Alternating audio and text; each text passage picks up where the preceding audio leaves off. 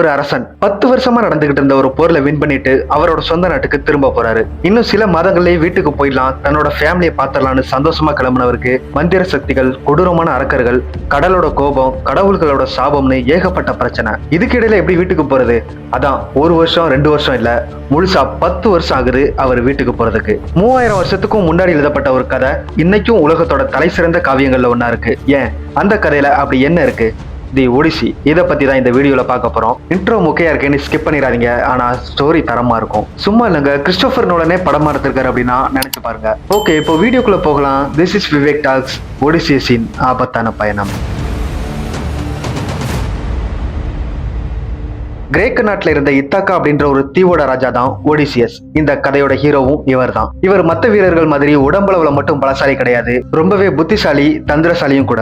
எவ்வளவு பெரிய பிரச்சனை வந்தாலும் அதுல இருந்து எப்படி உடனே வெளியே வரலாம்னு யோசிச்சு பிளான் போடுறதுல கில்லாடி. அதனாலதான் கிரேக்க நாட்டில இருந்த மிக சிறந்த வீரர்கள் ஒருத்தரா இவரை எல்லோருமே மதிச்சாங்க. அதுவும் ட்ரோஜன் வார்ல வெற்றி கிடைக்க முக்கிய காரணமா இருந்த ட்ரோஜன் காஸ் திட்டத்தையும் ஒடிசியஸ் தான் உருவாக்குனாரு. அவருக்கு பெனிலோப் அப்படின்ற மனைவியும் டெலிமாக்கஸ் அப்படின்ற ஒரு மகனும் இருந்தாங்க. ஒரு நாட்டுக்கு நல்ல ராஜாவா, ஒரு மனைவிக்கு நல்ல கணவரா, ஒரு மகனுக்கு நல்ல அப்பாவா சந்தோஷமா வாழ்ந்துகிட்டு இருந்த ஒடிசியஸோட வாழ்க்கைய அப்படியே தலைகீழா மாத்தினது ட்ரோஜன் வார். ட்ரோய் நகரத்தோட இளவரசன் பாரிஸ் ஸ்பார்ட்டா நாட்டோட ராணி ஹெலனை தன்னோட நாட்டுக்கு கூட்டு போயிடுறாரு. இதனால கடுப்பான கிரேக்க நாட்டோட ராஜாக்கள் எல்லாரும் ஒண்ணு சேர்ந்து ட்ரோய் மேல போர் பண்றாங்க. இங்கதான் நம்ம ஒடிசியஸும் இத்தாக்கா நாட்டோட படையை கூப்பிட்டு போருக்கு போக வேண்டிய சிச்சுவேஷன் வருது. அங்க நடந்த அந்த போர் 1 நாள் 2 நாள் நடக்கிறாங்க, தொடர்ந்து 10 வருஷமா நடக்குது. அவங்களும் சும்மா சொல்லக்கூடாது, செம்மையா சண்டை போடுறாங்க.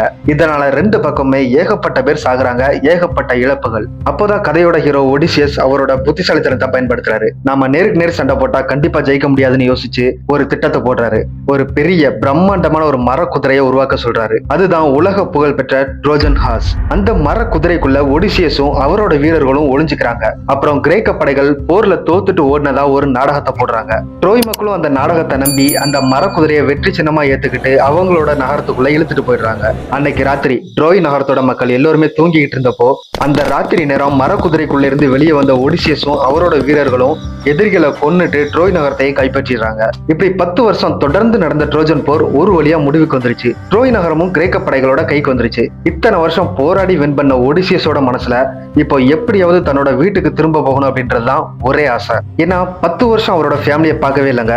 அதனால போர் முடிஞ்சதும் தன்னோட 12 கப்பல்கள்ல இருந்த வீரர்களையும் கூப்பிட்டுட்டு சந்தோஷமா கடல் வழியா அவர் பயணத்தை ஸ்டார்ட் பண்றாரு. இப்படி சந்தோஷமா ஸ்டார்ட் ஆகிற பயணம் அடுத்த 10 வருஷத்துலயே அவரோட வாழ்க்கையை தலைகீழா மாத்த போகுதுன்னு ஒடிசியஸுக்கு தெரியல. சில நாட்கள் முடியக்கூடிய பயணம் சில வாரங்களோ இல்ல சில மாதங்களோ எடுத்துக்கலாம். ஆனா ஏன் ஒடிசியஸோட இந்த பயணம் 10 வருடங்கள் இருக்கு? அதுக்கு காரணம் அவர் சந்திச்ச பிரச்சனைகள், பயங்கரமான ஆபத்துகள். அவர் போற வழி எல்லாமே பயங்கரமான புயல்கள், மர்மமான தீவுகள், மனிதர்களை வேட்டையாடுற பயங்கரமான உயிரினங்கள், அப்படி இப்படின்னு ஒவ்வொரு இடத்துலயுமே உயிர் போற அளவுக்கு ஆபத்துகளை ஒடிசியஸ் சந்திக்க வேண்டியிருந்தது.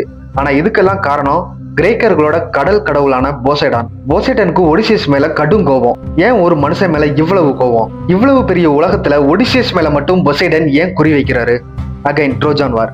இந்த ட்ரோஜன் போர் முடிவுக்கு வந்ததுமே ஒடிசியஸ் வீட்டுக்கு திரும்புறாரு. ஆனா வழியில நடந்த ஒரு சம்பவம், அந்த ஒரே ஒரு சம்பவத்தால கடல்களின் கடவுள் போசைடான் ஒடிசியஸை சும்மாவே விடக்கூடாதுன்னு முடிவு பண்றாரு.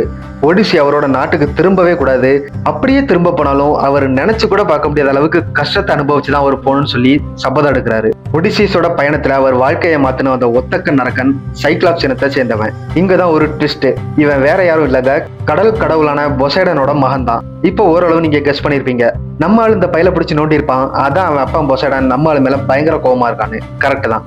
ஒரு நாள் ஒடிசியஸும் அவரோட வீரர்களும் சாப்பாடு தேடி ஒரு குகைக்குள்ள போறாங்க. ஆனா அது பாலித்மஸோட குகை அப்படின்னு அவங்களுக்கு தெரியாது. கொஞ்ச நேரத்திலே பாலித்மஸ் உள்ள வந்ததும் குகையோட வாசல ஒரு பெரிய பாறாங்களை வச்சு மூடிடுறான். அதோட நிறுத்தாம ஒடிசியஸோட ஆளுங்களை ஒவ்வொருத்தரா பிடிச்சு உயிரோடவே சாப்பிட ஆரம்பிக்கிறான். இதுல இருந்து டக்குன்னு தப்பிக்கணுமே அப்படின்னு ஒடிசியஸ் அவர் மாஸ்டர் மைண்டை யூஸ் பண்ணி ஒரு பிளான் போடுறாரு. முதல்ல பாலித்மஸ்க்கு ஒரு ட்ரிங்கை கொடுத்து போதையாக்குறாரு. அவன் அதை குடிச்சிட்டு மட்டையானதும் நல்ல ஷார்ப்பான மரக்கட்டையை தீயில போட்டு சூடாக்கி அவனோட ஒத்த கண்ணில் நறுக்குன்னு குத்தி குருடாக்கிறாங்க. அதுக்கப்புறம் ஒடிசியஸும் அவரோட வீரர்களும் ஆடுகளோட வயிற்று கடியில தொங்கிக்கிட்டு குகையை விட்டு தப்பிச்சு கப்பலுக்கு போயிடுறாங்க. ஆனா இங்கதான் ஒடிசியஸ் ஒரு பெரிய தப்பு பண்றாரு. தப்பிச்சிட்டோம் அப்படின்ற சந்தோஷத்துல ஒடிசியஸ் அந்த அரக்கனை சத்தமா கூப்பிட்டு, உன் கண்ணை குருடாக்குனது வேற யாரும் இல்ல, இந்த இத்தாக்காவோட ராஜா ஒடிசியஸ் தான் அப்படின்னு பெருமையா கத்துறாரு. இதை கேட்ட பாலிப்மஸ் சும்மா இருப்பானா? உடனே அவனோட அப்பா பொசைடன் கிட்ட போட்டு விட்டுறான். அந்த நிமிஷத்துல இருந்துதான் பொசைடனோட கோபமும் சாபமும் ஒடிசியஸோட 10 வருஷ பயணத்தையுமே நரகமா மாத்திடுது. தொடர்ந்து ஒடிசியஸும் அவரோட வீரர்களும் ஈயா அப்படின்ற ஒரு தீவுக்கு போறாங்க. அங்க ஜெஸ்ஸி அப்படிங்கிற பவர்ஃபுல்லான மந்திரவாதி, லேடி மந்திரவாதி வாழ்ந்துகிட்டு இருந்தா. அந்த தீவை சுத்தி பார்க்க ஒடிசியஸோட சில வீரர்கள் போகும்போது ஜெஸ்ஸி அவங்களுக்கு ஏதோ ஒண்ணு குடிக்க கொடுக்குறா. அதை குடிச்ச உடனே அவங்க எல்லாருமே பன்றிகளா மாறிடுறாங்க. ஆனா உடம்புதான் பன்றியா மாறிச்சே தவிர அவங்களோட மனசும் நினைவுகளும் அப்படியே தான் இருந்தது. இதை கேள்விப்பட்ட ஒடிசியஸ் தன்னோட வீரர்களை காப்பாத்த செஸ்ஸியை தேடி வராரு. ஆனா இதுக்கு முன்னாடியே வர்ற வழியிலேயே ஹெர்மிஸ் என்ற கடவுள் செஸ்ஸியோட மந்திரம் வேலை செய்யாம இருக்கிறதுக்காக ஒரு மந்திர மூலிகையை ஒடிசியஸ்க்கு கொடுக்குறாரு. கரெக்டான நேரத்துல அதை பயன்படுத்துறதுனால செஸ்ஸி கொடுக்குற மாய பணத்தை குடிச்சும் ஒடிசியஸ்க்கு எதுவுமே ஆகலங்க. இதை பார்த்து ஆச்சரியப்பட்ட செஸ்ஸி ஒடிசியஸோட வீரர்களை மறுபடியும் மனுஷங்களாவே மாத்துறா. அதுக்கப்புறம் ஒடிசியஸும் அவரோட வீரர்களும் அந்த தீவுலயே சில மாதங்கள் தங்குறாங்க. ஒடிசியஸ் வீட்டுக்கு திரும்பணும் அப்படின்னா முதல்ல பாதாள உலகத்துக்கு போய் டீரிசியஸ் அப்படின்னு ஒரு தீர்க்கதரிசியை பார்க்கணும் அப்படின்னு ஜெஸ்ஸி சொல்றா. அதனால ஒடிசியஸும் பாதாள உலகத்துக்கு போய் ஜெஸ்ஸி சொல்ற ஆளை சந்திக்கிறாரு. அங்க டீரிசியஸ் வீட்டுக்கு திரும்புற வழியையும் இனிமேல் என்னென்ன ஆபத்துகள் வரப்போகுது அப்படின்னு சொல்றாங்க. இந்த வார்னிங்ஸ் எல்லாத்தையுமே செஸ்ஸி இன்னும் தெளிவா ஒடிசியஸ்க்கு எடுத்து சொல்றாங்க. அறிவுரையெல்லாம் கேட்டு முடிச்சு செஸ்ஸியோட தீவை விட்டு கிளம்புனதும் அடுத்ததா ஒடிசியஸ் போறது சைரன்ஸ் சொல்லக்கூடிய இனிமையா பாட்டு பாடி மாலுமிகளை மயக்கிற மர்ம உயிரினங்கள் வாழ்ற இடத்துக்கு தான். இவங்க பாடுற பாட்டை அந்த வழியா கப்பல்ல வர மாலுமிகள் கேட்டாங்க அப்படின்னா மெய் மறந்து கப்பலை ஓட்டி எங்கேயாவது போய் முட்டிக்கிற அளவுக்கு அவ்வளவு வசீகரமா இருக்குமா. ஆனா ஒடிசியஸ் இதுக்கும் ஒரு பயங்கரமான திட்டம் போடுறாரு. அவங்க ஆளுங்க எல்லாரோட காதலையுமே மெழுக உருக்கி அடைச்சிடுறாரு.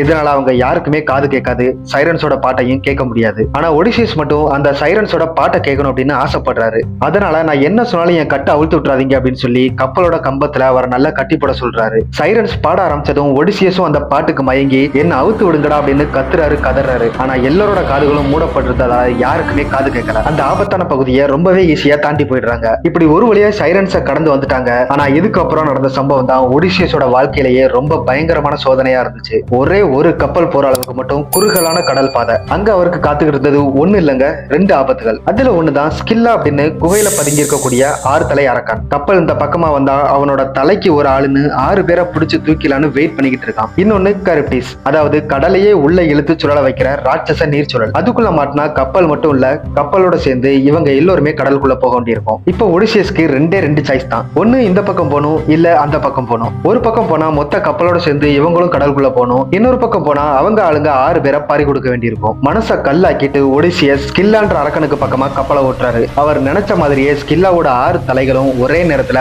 6 வீரர்களையும் தூக்கிட்டு போயிருதுங்க. இத்தாக்காவோட தி பெஸ்ட் வாரியர்ஸ் தன்னோட சிறந்த வீரர்களை கண்ணு முன்னாடியே இழந்த வேதனையோட ஒடிசியஸ் அந்த மரண பாதையை கடந்து போறாரு. இதோட அவர் கஷ்டம் முடிஞ்சதான்னு கேட்டா முடியல.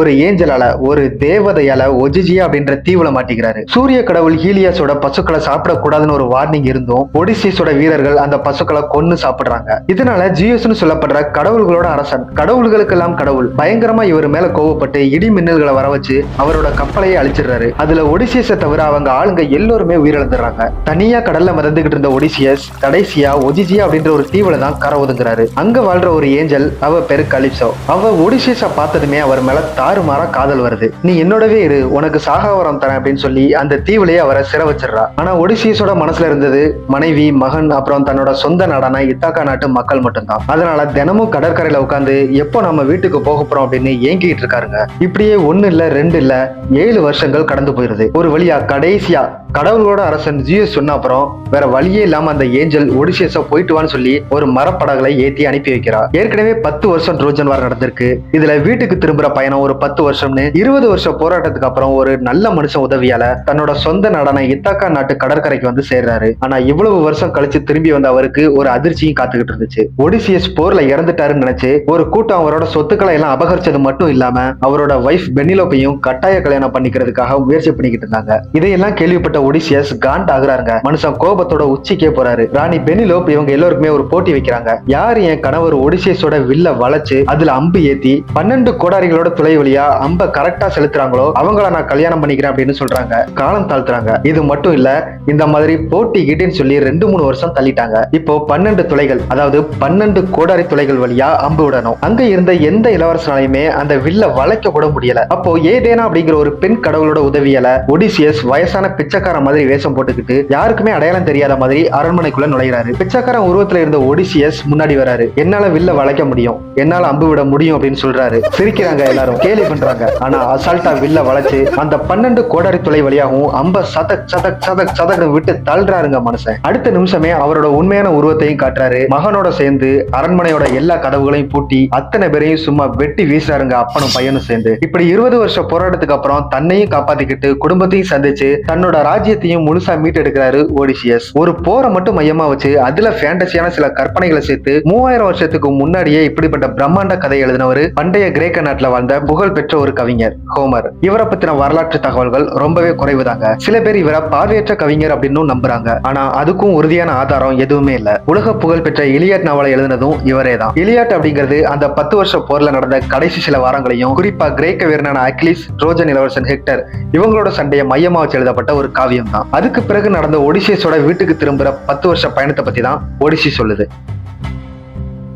உலகத்துல எத்தனையோ கதைகள் இருக்கும்போது கிறிஸ்டோபர் நோலன் ஏன் 3000 வருஷம் பழமையான இந்த ஒடிசி கதையை தேர்ந்தெடுத்தாருன்னு நோலனோட படங்களை பார்த்தவங்களுக்கு கண்டிப்பா தெரியும். அவரோட படங்கள்ல வெறும் ஆக்ஷன் மட்டும் இருக்காது. டைம், மனித உணர்வுகள், நீண்ட பயணம், தியாகம், குடும்பத்தை நினைச்சு துடிக்கிற ஒரு மனிதனோட மனநிலை, இப்படி ஆழமான விஷயங்களும் இருக்கும். இன்டர்ஸ்டெல்லர், இன்செப்ஷன், டன்கிர்க், ஓப்பன்ஹைமர்னு ஒவ்வொரு படத்தையும் வித்தியாசமான முறையில சொல்லி உலக சினிமால தனக்குன்னு ஒரு இடத்தை உருவாக்கி வச்சிருக்காரு கிறிஸ்டோபர் நோலன். அதனாலதான் சாகசம், மர்மம், கடவுள்கள், அரக்கர்கள், மனித உணர்வுகள், உயிரை பணையம் வைக்கிற பயணம், இப்படி எல்லாமே கலந்த ஒடிசி மாதிரி ஒரு காவியம் நோலனை கவர்ந்திருக்கலாம் அப்படின்னு எனக்கு பர்சனலா தோணுது. அதுவும் படம் முழுக்கவே ஐமேக்ஸ் கேமராக்களை பயன்படுத்தி எடுத்திருக்காங்க. அதனாலதான் நோலனோட அடுத்த திரைப்படம் அறிவிச்ச உடனேயே 3000 வருஷம் பழமையான இந்த ஒடிசி கதையை பத்தி உலகமே பேச ஆரம்பிச்சிருக்கு. சோ தி ஒடிசி இது வெறும் சாகச கதை மட்டும் இல்ல. எவ்வளவு பெரிய ஆபத்துகள் வந்தாலும் தன்னோட குடும்பத்தையும் சொந்த நாட்டையும் மறக்காம நம்பிக்கையை மட்டும் விடாம போராடினா ஒரு நாள் நிச்சயமா இலக்கு அடைய முடியும் அப்படின்றத இந்த காவியம் நமக்கு கத்துக் கொடுக்குது. இப்போ இந்த 3000 வருஷம் பழமையான கதையை கிறிஸ்டோபர் நோலன் அவரோட திரைமொழியில எப்படி உயிரோட்டமா கொண்டு வந்திருக்காரு அப்படின்னு கண்டிப்பா ஒரு டைம் தியேட்டர்ல பார்த்து என்ஜாய் பண்ணுங்க. அண்ட் இந்த வீடியோ உங்களுக்கு பிடிச்சிருந்தா ஒரு லைக் பண்ணுங்க. இது மாதிரி இன்ட்ரெஸ்டிங்கான கதைகள், இன்ட்ரெஸ்டிங்கான மர்மங்கள், அன்கன்ஃபர்ம்ட் ஸ்டோரிஸ்னு அடுத்தடுத்து நம்ம சேனல்ல வரப்போகுது. அதை நீங்க மிஸ் பண்ணாம பார்க்கணும் அப்படின்னா சேனலை சப்ஸ்கிரைப் பண்ணி நம்ம டீம்லயே ஐக்கியமாய்க்கோங்க. நெக்ஸ்ட் ஒரு சூப்பரான வீடியோல நான் உங்களை மீட் பண்றேன். அது வரைக்கும் காத்திருங்க. இடத்துக்கு போக உதவி பண்ண